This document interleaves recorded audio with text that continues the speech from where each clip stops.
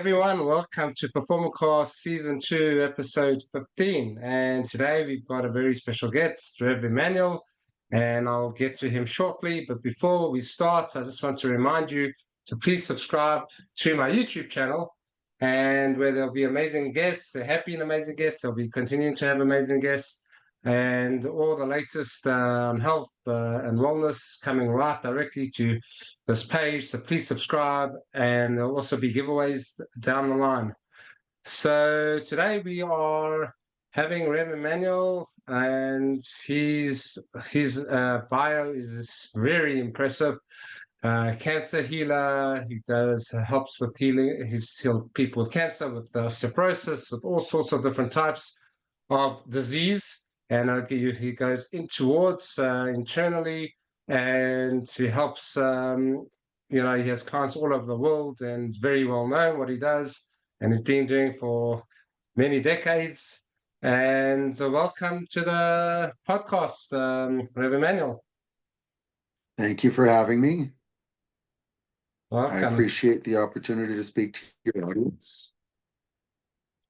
Great to have you. Great to have you on the show. So, yeah, my podcast is all about longevity, health, wellness, and it's a great fit. For you having healed so many people from, especially from the big one, the big C. A lot of people are too afraid to even pronounce its name, and they go into chemo, and they, in my opinion, a lot of the time they hurting their body even more and giving them a bit of a less chance to heal. Tell me about how you heal, what's your opinions on that, and what you do that's different? Well, I don't actually heal anybody. That's between the person and God. I help them find the reasons that got them sick. Oftentimes it's diet. Sometimes, most of the time, it's how they hold their emotions. For instance, 82 of the people that I helped to be cancer-free, I had to teach them how to say no. When we say yes and we don't really want to, there's a knot that goes into the stomach, and eventually that knot blocks off the meridians, and other things start to manifest in different forms. So when you teach somebody to own their own power and to listen to themselves and to be honest with themselves, the body starts to heal on its own. The body will regenerate itself all the time, every day. We just have to allow it. So our breathing takes it into effect, what we put into our bodies, what we eat, the toxic friendships, the toxic places that we immerse ourselves into. There's a lot of things that go into us becoming diseased. So my job is to figure out what caused you to, deny who you were and allow illness to become manifest.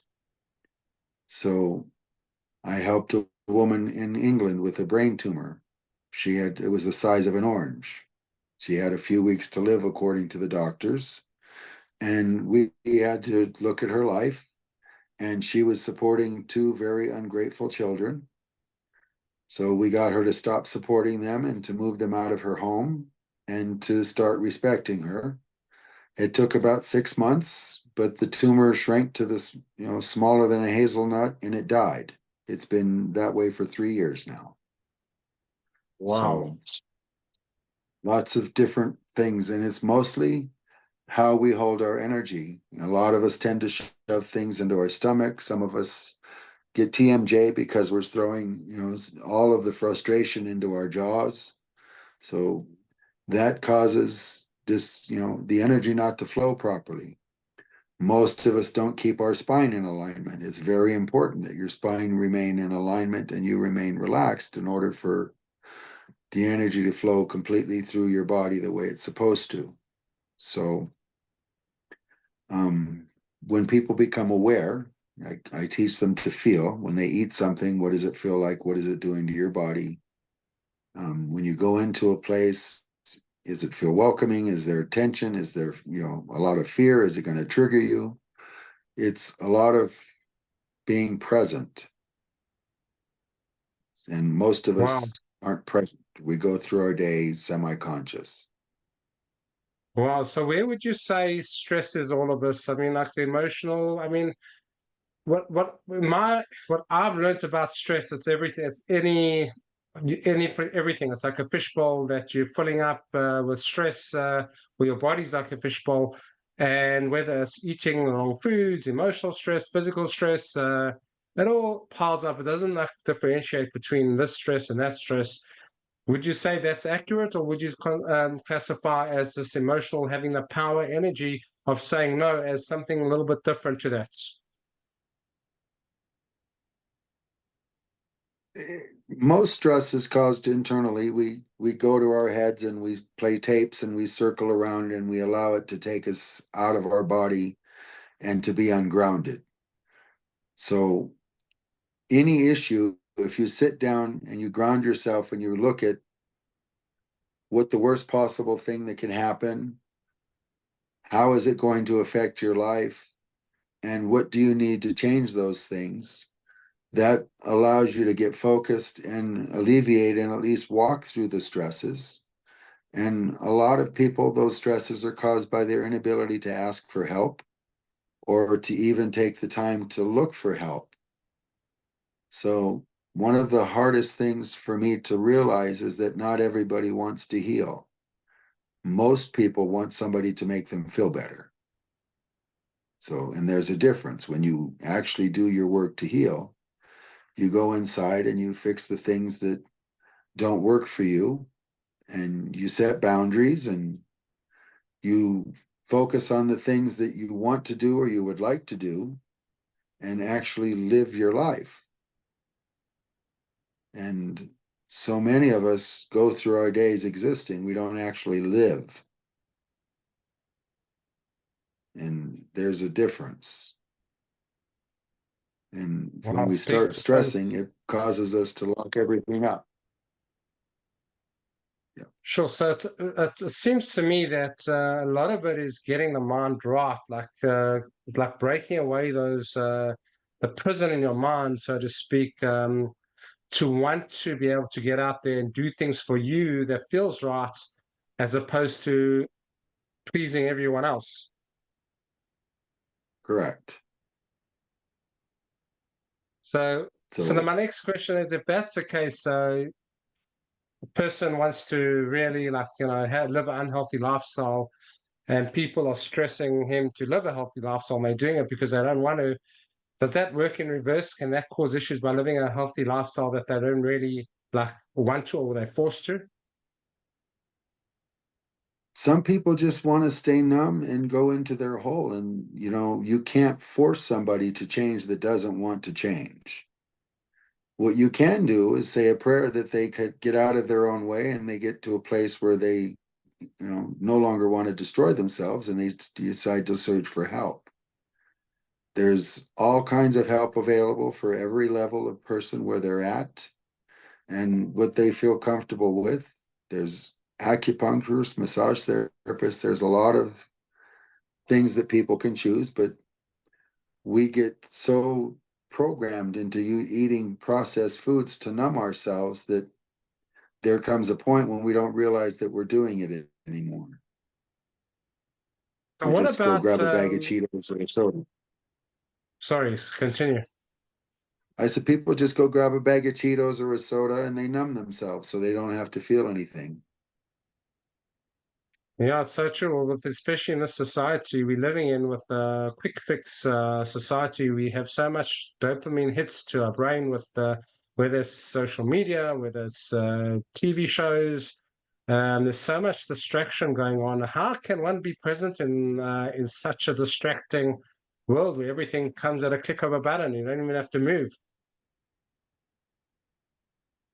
You have to take the time to turn it off. Go outside, plant your feet in the earth, and just be present with the birds. If you listen to the birds, it'll naturally calm your nervous system down because when birds are singing, our animal consciousness realizes that it's safe because the birds are happy and they're singing, and our body will naturally start to relax.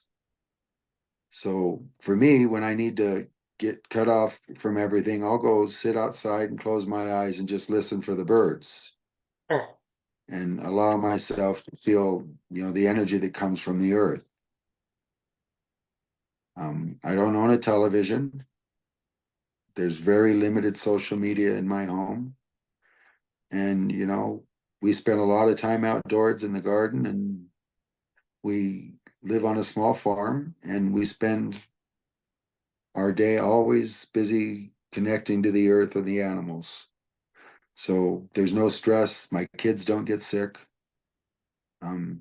Life is really comfortable because we actually take the time to enjoy it and not always have to be on the go. A lot of us are always on the go, but we're not really going anywhere. We bring our problems with us. We don't enjoy what we're doing. Some people do, but by and large, more people are just trying to escape, what they've created for themselves.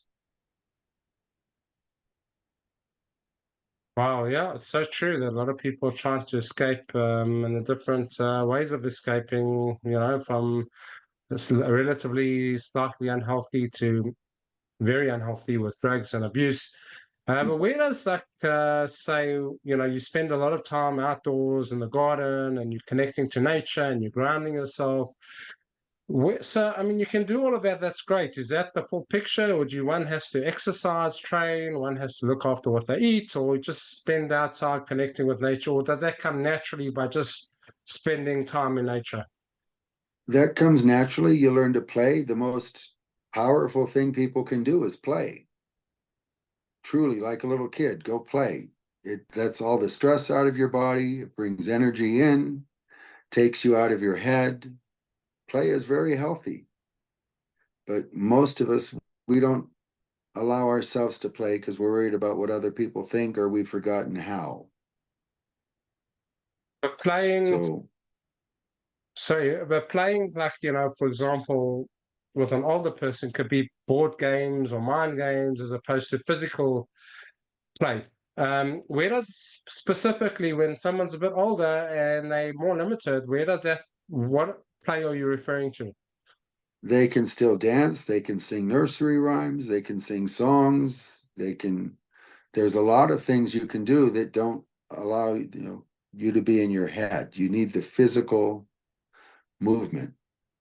And older people, if they allow themselves to go out and skip and dance and do those kind of things, they'll be surprised how quickly their body will remember, and the stresses that hold them back will start to dissipate.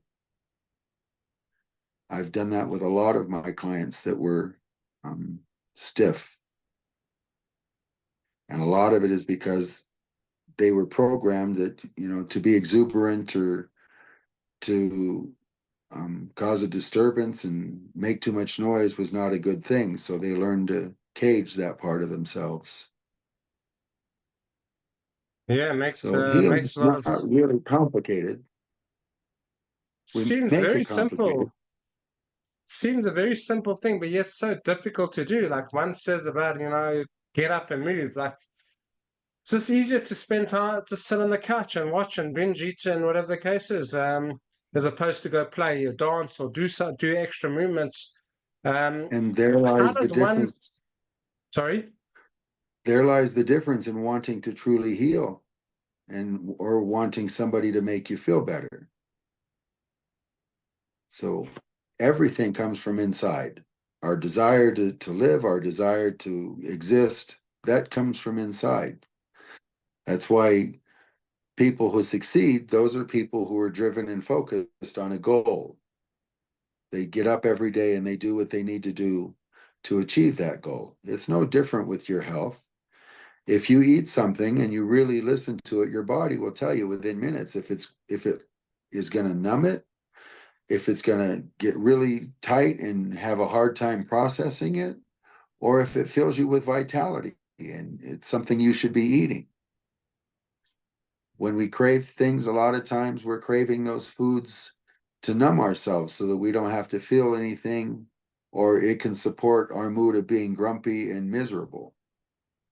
like sodas. Sodas is one of the biggest things people use to numb themselves and to make themselves feel miserable. So what do you say about people who have mental health issues and they put on all sorts of medication, which I have strong opinions about. But what are I mean, do you feel that's the right way to go? Like, do you believe there's a real chemical imbalance, or do you feel For that some, one could heal themselves without this Western medication? for some people, there are imbalances, but by and large, I've helped a lot of people get off of those medications by teaching them how to deal with their empathy. So a lot of those people that have anxiety and are on those kind of antidepressants, it's because they're feeling the environment that they're in, but nobody taught them about their empathy. Nobody taught them that if you go out of a place that's toxic and you like go to nature for a little while, you'll feel differently. The minute they go back and they start getting around people, they start picking up all of those other emotions and the environment that they're in, and they need something to shut it out. And instead of the doctor saying, you're feeling everything because you're sensitive, here's a pill so you don't have to feel it anymore. So when you teach somebody not only that they're feeling it, but how to separate themselves from what they're feeling and still be able to function, but be aware of the energy's presence while being able to stay in your own center.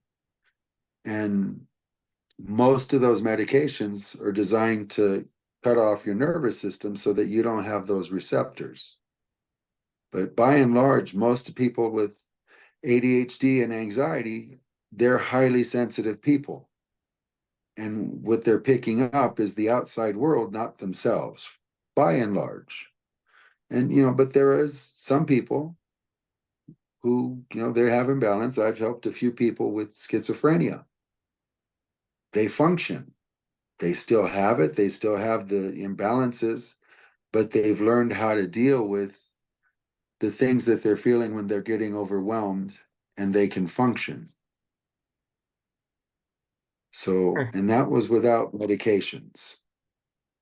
Even autistic children, most of them by and large are extremely sensitive and, overwhelmed by what they feel. So when you teach them how to function and separate themselves and recognize where that energy is coming from, it helps them to function better in the world.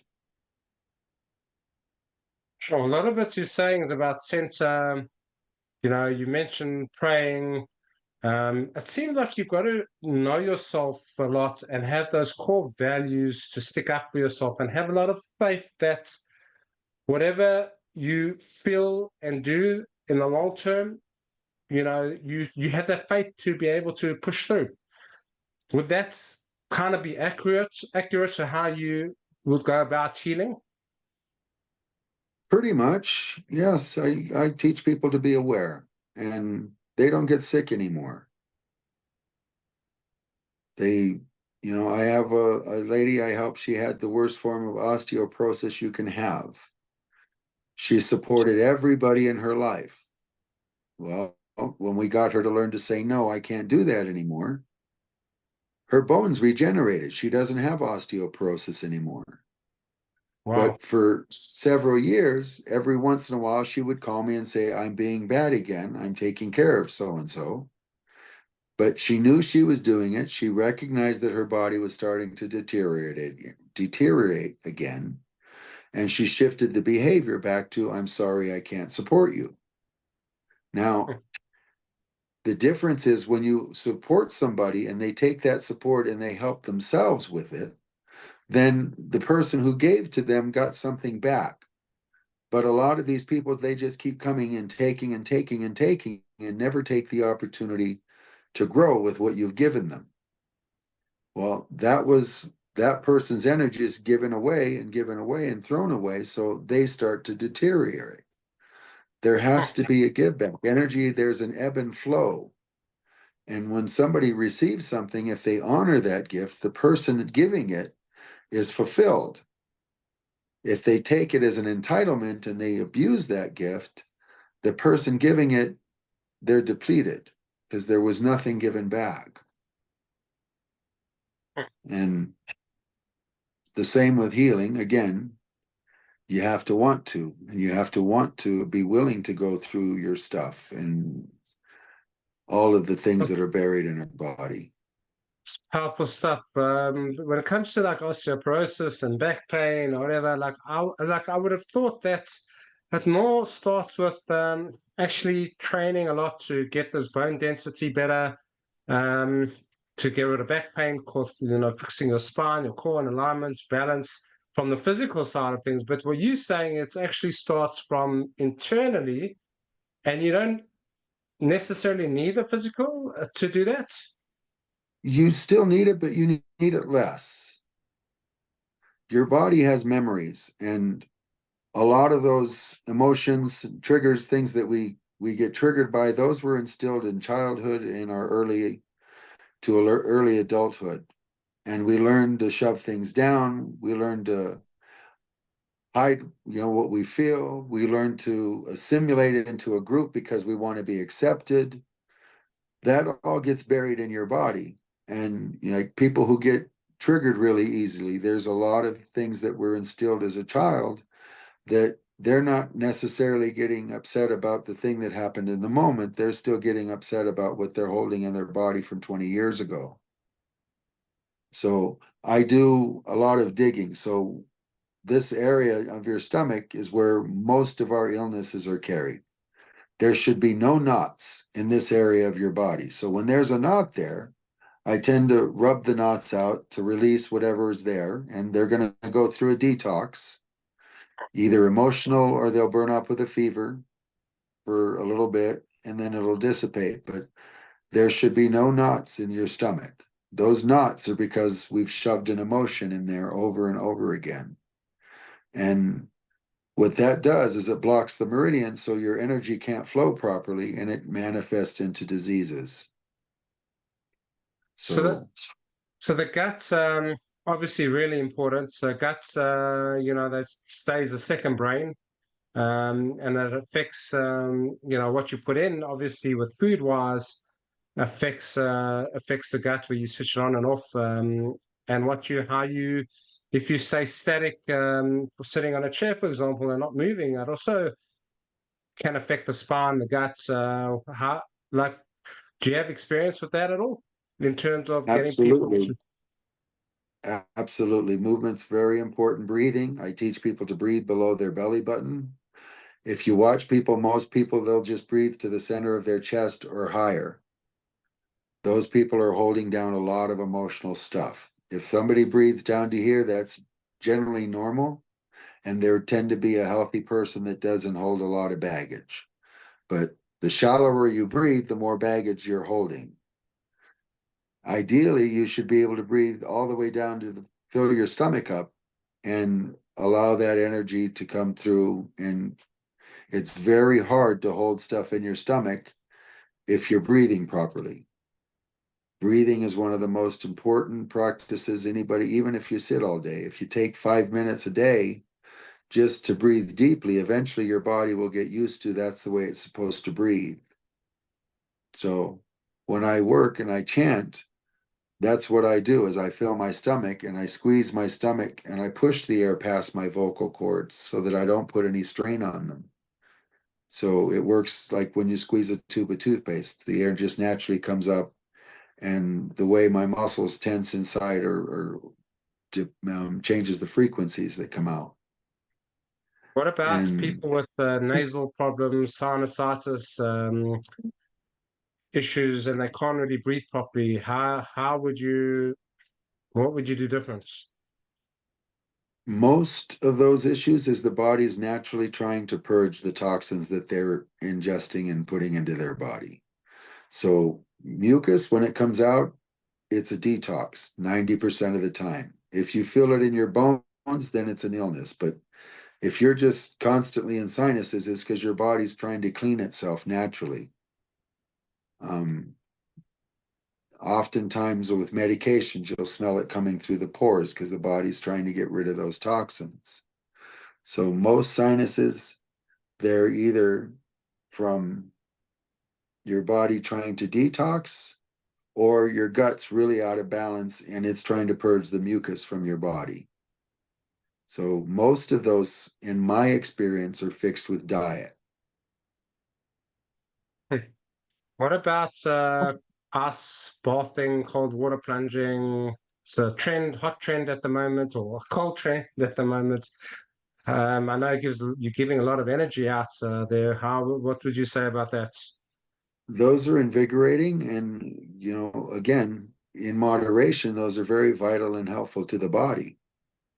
I used to go to Seattle once a month just so I can go to the Russian spas because they had different degrees of heat, and then the ice plunge at the end where you could go and your body can get stimulated. And again, in moderation, it's a healthy thing. Some people overdo everything, and that's their choice. But if they really listen to their body, there's a point where their body will tell them, hey, I need to relax, I need a break. They tend not to listen to that because they're in their head that this is what they need to do. Life is about balance, and nature, our world, is about balance, and we've taken nature out of balance. So we're out of balance. I love what you say about balance. Like, I mean, balance is a very big thing for me. I'm sitting on one of those exercise balls, which is round, and it's all about, and I train on it. That's all I work on. And I love what you say about everything needs to be in balance because it's so true. Without balance, you become misaligned, whether physical pain or emotional pain. It's so important to have that harmony between your emotional, physical, mental, spiritual, all that sort of stuff, and integrate into your life as a whole. Absolutely. So, And what would you say and to, like, we're running out of a bit of time. Like, one advice, one little thing, what can you give to over to people who they have no clue where to start? They're taking medications, completely stressed out, very anxious. Um, they're eating or overeating, not moving. Where would they start? Where one thing.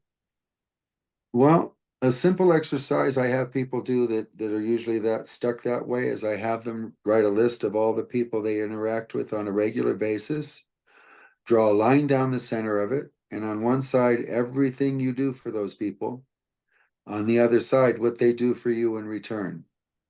It helps you to look at how out of balance your relationships are and where you're overgiving and making yourself sick. And if you're honest, the out of balance part, you can go through and look at, if I asked somebody for help, which one of these people would give me that help? And it helps you weed out all the toxic people out of your life. And just that one simple exercise can cause a lot of people's health to start to shift. Even if that involves close family members. Especially for close family members. So will Just you do because they're cut them family out or? doesn't mean they're healthy. Sure. So, I mean, is there a way, is there a balance of not maybe seeing them as often, or just would you say like completely remove yourself from them? Well, for some people, it's an honest conversation, and the person that they're having the issue with will listen. For other people, it's, I can't do this, and I'm sorry, I need some time. And they can go back and revisit that relationship when they're in a better place. And for some people, it's just better just to walk away because nothing's ever going to change. But Hmm. only you as an individual can decide what's right for you. We Well, so get it's very taught individual thing. it is, So, just Rev as Emmanuel, healing where is an can we get individual hold of you? thing. Where can people, check out your website, your social I have media? I have a website, I have an Instagram and a TikTok, and I'm also going to be doing weekly heatings on a new platform called Chatter Social. It's a fabulous new app that we're in the middle of beta testing, and I will be doing weekly group healing sessions on there probably every Friday. to give people the weekend to recuperate, because I tend to put people through detoxes. And all those details will be up as well when it's released. And thank you so much again, Rev Emmanuel, for coming. Really appreciate your time and your knowledge and you've mentioned that you haven't really been on these things to get out there and help possibly many more people that I'm sure, can help. And thank you so much for being here. Yes, sir. Thank you for having me. I appreciate you. God Pleasure. bless Just you. Have a good day. thanks, you too. Just remember, please subscribe to my YouTube channel, follow me on Instagram for more, and stay healthy, de-stress, detox, and just relax a bit more. All the best.